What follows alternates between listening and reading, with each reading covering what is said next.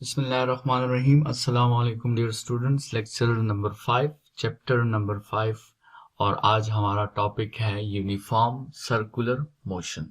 तो students, uniform circular motion जो है उसको सबसे पहले डिफाइन करते हैं और फिर देखते हैं कि यूनिफॉर्म सर्कुलर मोशन के अंदर क्या क्या चीज़ें और सामने आती हैं, मतलब यूनिफॉर्म सर्कुलर मोशन की रिक्वायरमेंट्स जो हैं वो क्या क्या हैं। ठीक है, तो हम देखेंगे कि इसमें रिक्वायरमेंट्स में सेंट्रीपिटल फोर्स का नाम आएगा, सेंट्रीपिटल एक्सेलरेशन का नाम आएगा और फिर सेंट्रीपिटल फोर्स के साथ एक टर्म जो है वो और एसोसिएट है, जो एसोसिएट तो नहीं है लेकिन हमें उसको एसोसिएट जो है वो करना पड़ता है, that is called centrifugal force. तो ये डोमेन जो है यूनिफॉर्म सर्कुलर मोशन का, इसमें हम सेंट्रीपिटल फोर्स, सेंट्रीपिटल एक्सेलरेशन और सेंट्रीफ्यूगल फोर्सेस पे जो है वो बात करेंगे। तो स्टूडेंट, सबसे पहले जो है हम यूनिफॉर्म सर्कुलर मोशन को डिफाइन कर लेते हैं कि what is uniform circular motion. तो यूनिफॉर्म सर्कुलर मोशन एक ऐसा मोशन है, a motion in which a body is moving in a circle with constant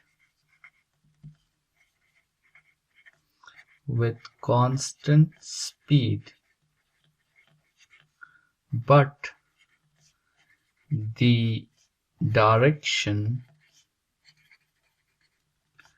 of velocity is always changing। एक ऐसा मोशन जिसमें बॉडी किसी सर्कल में रोटेट कर रही है, मूव कर रही है और उसकी स्पीड जो है, लेट्स सपोज वो तो सेम है। कंसिडर करें कि ये बॉडी इस तरह मूव कर रही है एंटी क्लॉकवाइज, थोड़ी देर बाद ये यहाँ पे होगी, थोड़ी देर बाद फिर ये बॉडी आपके साथ यहाँ पे होगी, थोड़ी देर बाद ये बॉडी आपके साथ यहाँ पे होगी। तो लेट्स सपोज यहाँ पर इस बॉडी की जो स्पीड है वो v1 है, यहाँ पे उसकी स्पीड v2 है, यहाँ पे उसकी स्पीड v3 है और यहाँ पे उसकी स्पीड v4 है। तो हमने यूनिफॉर्म सर्कुलर मोशन में पहला कंडीशन ये पढ़ा कि स्पीड्स जो हैं वो आपके साथ सेम है, it is moving with uniform speed. लेकिन जो वेलोसिटी की स्टूडेंट्स डायरेक्शन है वो लेट्स सपोज इस पॉइंट पे अगर वेलोसिटी की डायरेक्शन ये है, इस पॉइंट पे वेलोसिटी की डायरेक्शन ये है, इस पॉइंट पे वेलोसिटी की डायरेक्शन ये है और इस पॉइंट पे वेलोसिटी की डायरेक्शन ये है, तो आपके साथ वेलोसिटी की जो डायरेक्शन है, जो दूसरा पॉइंट है, v1 की जो डायरेक्शन है और v2 की जो डायरेक्शन है और v3 की जो डायरेक्शन है और v4 की जो डायरेक्शन है, वो आपके साथ स्टूडेंट्स सेम नहीं है। तो ऐसे मोशन को हम यूनिफॉर्म सर्कुलर मोशन कहते हैं, जिसमें स्पीड तो सेम होती है, मतलब वेलोसिटी का मैग्नीट्यूड तो सेम होता है लेकिन वेलोसिटी की डायरेक्शन आपके साथ सेम नहीं होती। तो चूंकि वेलोसिटी तो वेक्टर क्वांटिटी है, तो अगर हम इस वेलोसिटी को v1 कह दें और इस वेलोसिटी को v2 कह दें और इस वेलोसिटी को v3 कह दें और इस वेलोसिटी को हम v4 कह दें, तो वेक्टर क्वांटिटी तो तभी इक्वल होती है जब मैग्नीट्यूड भी इक्वल हो और डायरेक्शन भी इक्वल हो। यहाँ मैग्नीट्यूड तो इक्वल है लेकिन डायरेक्शन तो इक्वल नहीं है, तो वेलोसिटी एज अ वेक्टर जो है फिर इक्वल नहीं होगी, मतलब वेलोसिटी चेंज करेगी, वेलोसिटी कांस्टेंट नहीं रहेगी। तो स्टूडेंट्स, फिर ये क्वेश्चन यहाँ पे अराइज होता है कि if velocity as a vector, velocity as a vector is changing, अगर velocity क्या कर रही है, चेंज कर रही है, तो फिर हम इस मोशन को यूनिफॉर्म मोशन का वर्ड क्यों यूज करते हैं? Why we use the word uniform? क्योंकि अभी तक तो स्टूडेंट्स यूनिफॉर्म के वर्ड से हमारा मतलब क्या था? यूनिफॉर्म के वर्ड से हमारा मतलब था कि वेलोसिटी क्या होनी चाहिए, सेम होनी चाहिए, कांस्टेंट होनी चाहिए। और यहाँ पे तो हमने देखा कि वेलोसिटी कांस्टेंट नहीं है, तो फिर ये यूनिफॉर्म का वर्ड क्यों यूज हुआ है? तो स्टूडेंट्स याद रखें कि ये यूनिफॉर्म का जो वर्ड यूज हुआ है स्टूडेंट्स, ये लीनियर वेलोसिटी के लिए यूज नहीं हुआ, ये यूज हुआ है एंगुलर वेलोसिटी के लिए। स्टूडेंट्स, इसकी लीनियर वेलोसिटी कांस्टेंट नहीं है, लेकिन एंगुलर वेलोसिटी तो इसकी सेम है, क्योंकि लेट्स सपोज ये सारा का सारा मोशन आपके साथ एंटी क्लॉकवाइज मोशन है, तो बॉडी जहां पे भी होगी एंगुलर वेलोसिटी की डायरेक्शन तो सेम रहेगी। एंगुलर वेलोसिटी की डायरेक्शन एंटी क्लॉकवाइज ही है, वो तो चेंज नहीं हो रही। तो इसका मतलब स्टूडेंट्स, एंगुलर वेलोसिटी का यहाँ पे मैग्नीट्यूड भी सेम है और एंगुलर वेलोसिटी की यहाँ पे डायरेक्शन भी सेम है। तो ये यूनिफॉर्म का वर्ड जो यूज हुआ है स्टूडेंट्स, ये याद रखें कि ये वेलोसिटी के लिए यूज नहीं हुआ, ये ओमेगा के लिए यूज हुआ है। ये ओमेगा कांस्टेंट है, इसलिए यहाँ पे यूनिफॉर्म का वर्ड यूज हुआ है। वेलोसिटी यहाँ पे याद रखें कि यूनिफॉर्म सर्कुलर मोशन में वेलोसिटी कांस्टेंट नहीं होती, लेकिन वेलोसिटी में वेरिएबलनेस का रीजन जो है स्टूडेंट्स, रीजन डायरेक्शन होता है, मैग्नीट्यूड उसका सेम रहता है।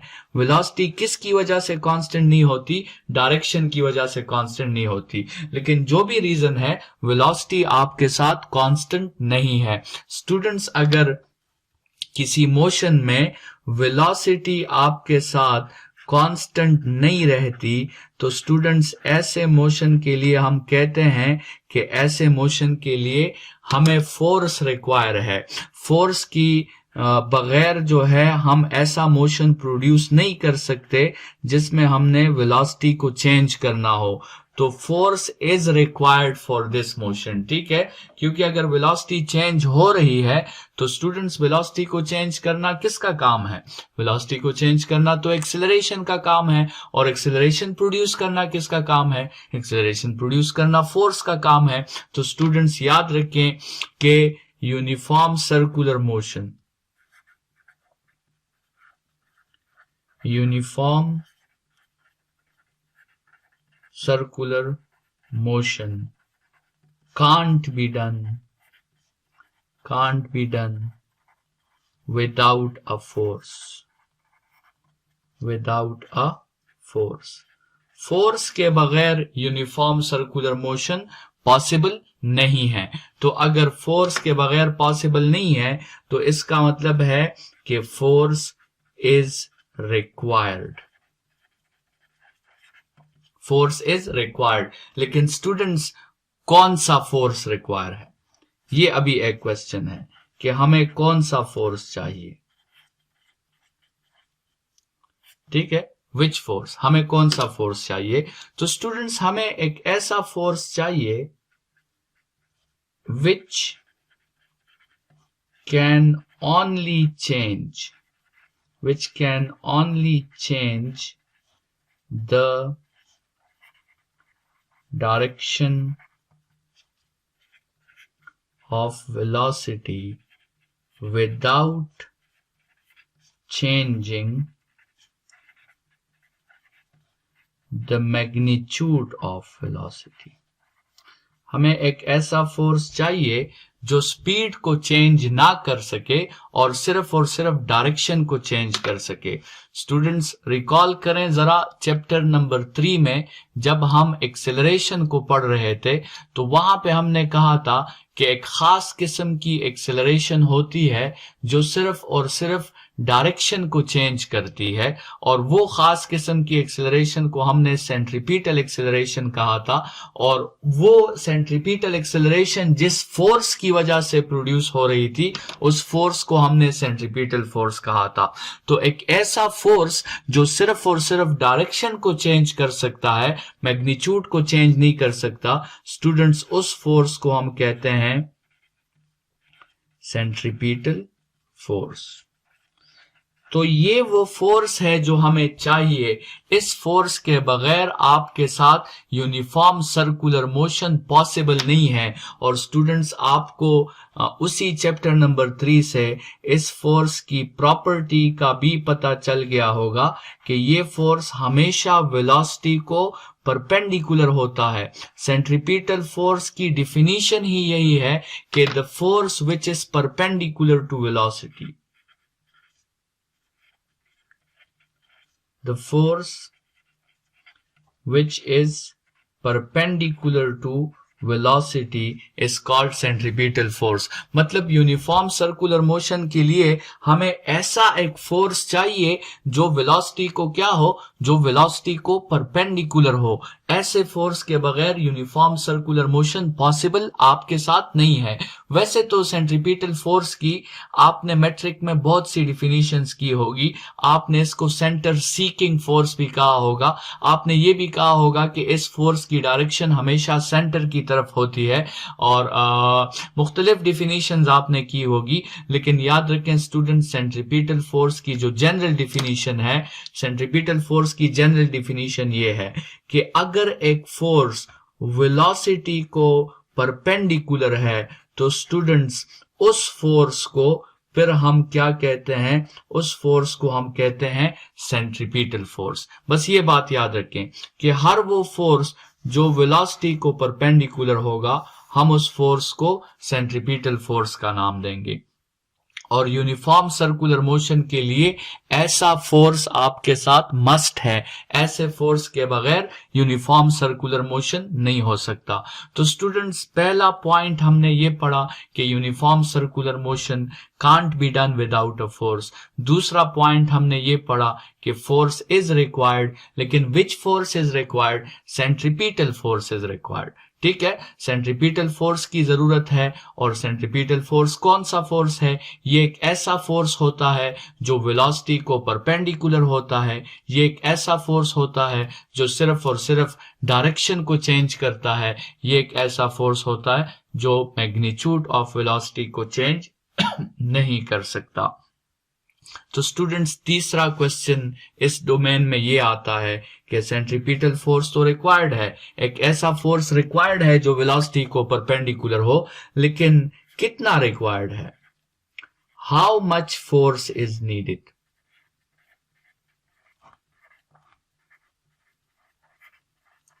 मतलब यूनिफॉर्म सर्कुलर मोशन के लिए सेंट्रीपिटल फोर्स तो रिक्वायर्ड है, लेकिन क्या हमें 10 न्यूटन चाहिए वो फोर्स? क्या हमें 100 न्यूटन चाहिए? क्या हमें 1000 न्यूटन चाहिए? कितना फोर्स रिक्वायर्ड है? How much force is required?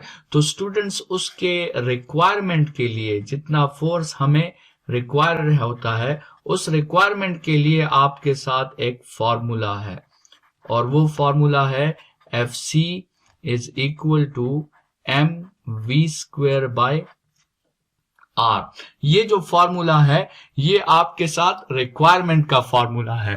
मतलब आपको जितना सेंट्रीपिटल फोर्स चाहिए होगा वो आपने इस फॉर्मूला से फाइंड करना होगा, mv² बाय आर। स्टूडेंट्स, इसका मतलब ये है कि लेट्स सपोज अगर एक बॉडी है और वो एक सर्कल में रोटेट करना चाहती है, ठीक है, तो वो क्या करना चाहती है? वो यूनिफॉर्म सर्कुलर मोशन करना चाहती है।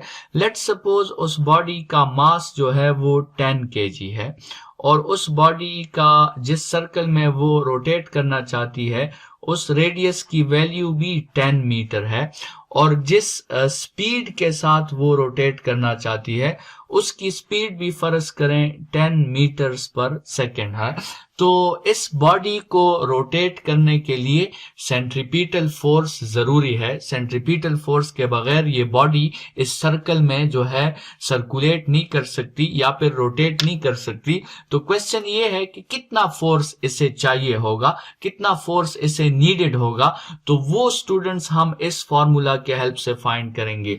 इस फॉर्मूला में हम वैल्यूज पुट कर देंगे कि लेट्स सपोज m की वैल्यू आपके साथ 10 है, रेडियस स्पीड की वैल्यू भी 10 है उसका स्क्वायर, और डिनोमिनेटर में रेडियस की वैल्यू भी 10 है।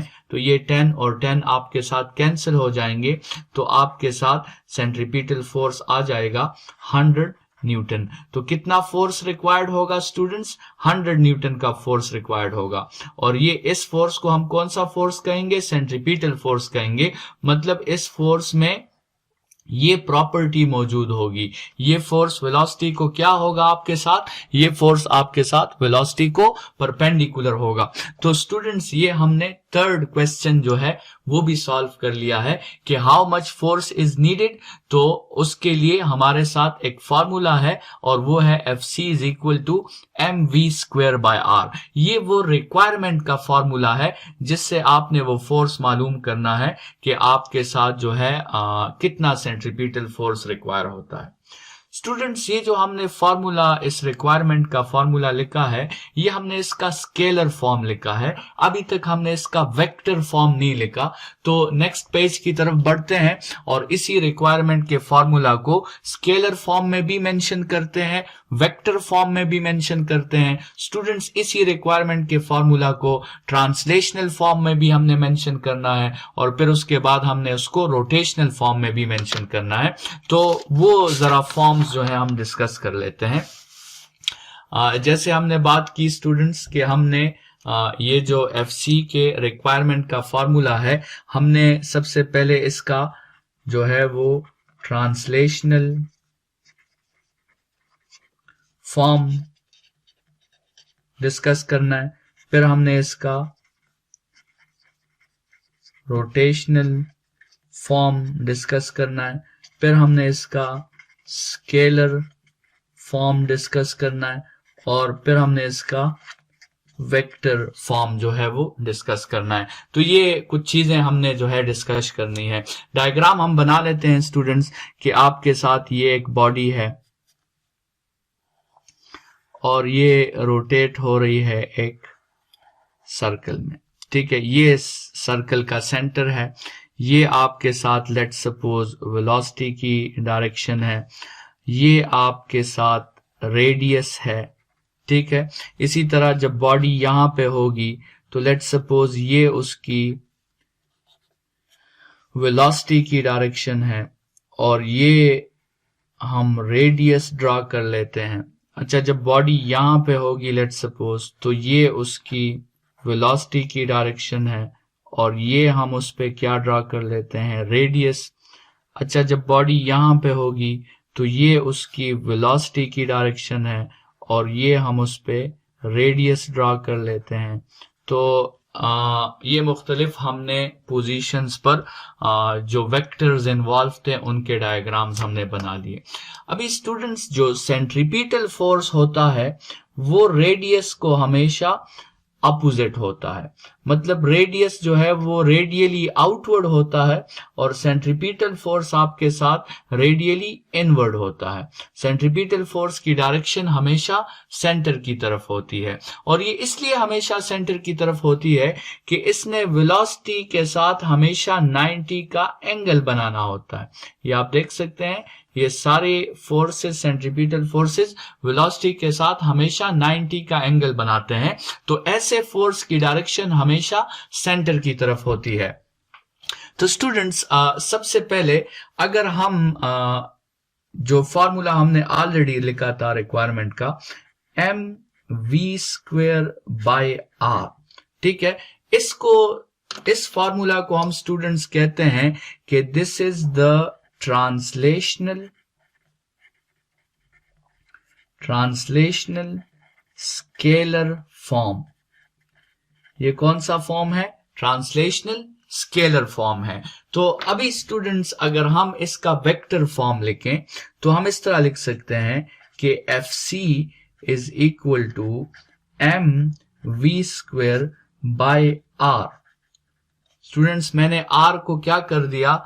r को मैंने स्केलर से वेक्टर में कन्वर्ट कर दिया, लेकिन स्टूडेंट्स मुझे पता है कि सेंट्रीपिटल फोर्स की जो डायरेक्शन होती है वो तो हमेशा r को अपोजिट होती है। तो सेंट्रीपिटल फोर्स की डायरेक्शन को स्पेसिफाई करने के लिए मैं यहां पे एक माइनस साइन भी लगा दूंगा, मतलब r की जो डायरेक्शन है, आर के डायरेक्शन को अपोजिट किसकी डायरेक्शन होगी, सेंट्रीपिटल फोर्स की डायरेक्शन होगी। तो इस फॉर्मूला को स्टूडेंट्स जो मैंने अभी मेंशन किया, इसको कहा जाता है ट्रांसलेशनल वेक्टर फॉर्म। इसको हम क्या कहते हैं, ट्रांसलेशनल वेक्टर फॉर्म।